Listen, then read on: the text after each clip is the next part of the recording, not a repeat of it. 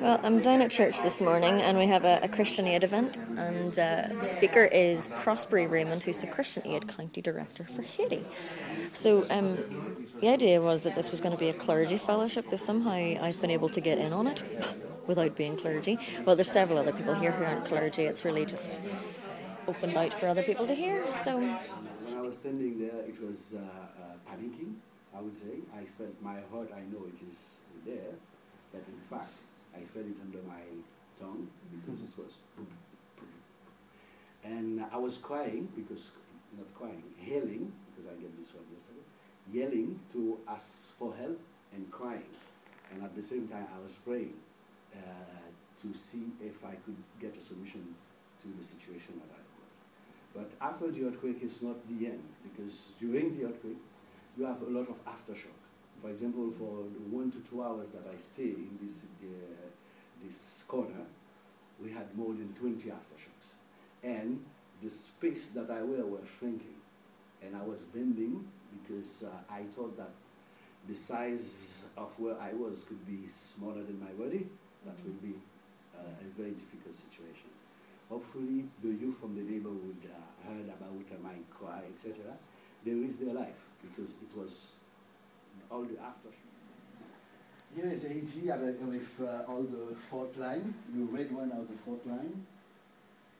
That's when we will have earthquake. It is we need to teach that in schools. And all the yellow one, the red one, it was the earthquake that we had in 2010. And the yellow one are all the aftershock that we have. I think we have more than 200 aftershocks. And last week we had another earthquake. It was new. Here is the Christian Aid office. One photo. My colleague was sit there, and we had to destroy his desk, remove his hand. We put the block in order to try this woman in the middle with her 2 daughters. She lived there for more than 18 months, and now it is the inauguration of her new house. It is her. The thing is, yeah, we are black. It's not that clear. But she's smiling. It is in a house. It is a house with 2 rooms, 1 kitchen, 1 salon, I would say.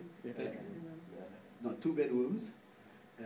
2 bedroom, 1 kitchen, 1 living room, and a little veranda, and she has a latrine at the back. Yeah. And here it is some structure. I wanted to show this because some of the structure are in wood, because when it is shaking, and in this area it is the way that they used to build, but we managed to reinforce the structure. At the middle of this wood, we will put the walk. You see a lot of walks in this area, the walks and concrete, and you will see the result. The result is what you see there. It's quite interesting. Children in front of their house.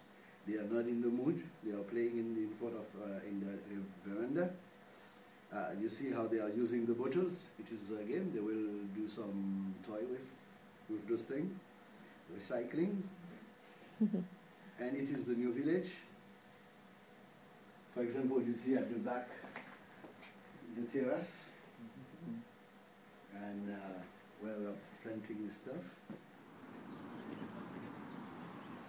They're just poised and ready to go. Go!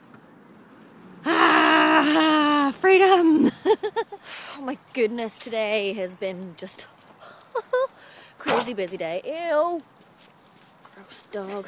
Anyway, yeah, this morning I woke up at like 5 o'clock, which is so crazy, and I couldn't get back to sleep again. Really unlike me. Although, I mean, lately I haven't been sleeping so well, so that's not unlike me right now, but anyway, I'm kind of shattered. So I had a breakfast thing at 8 o'clock, and finished with that shortly after 10, and then went to the Christian Aid thing. I was almost in tear fund there. My head's getting messed up.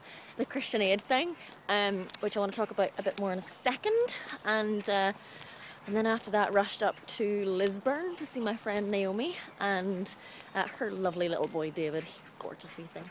and then rushed back down, picked these guys up so that we could take them a walk. Well, by we, I mean me, and then also do some more messages around Banbridge because we need to pick up posters and flyers, and I have another visit to do, and so much. Anyway, yeah. So not Tear Fund, the Christian Aid thing. Oh, Christian Aid thing.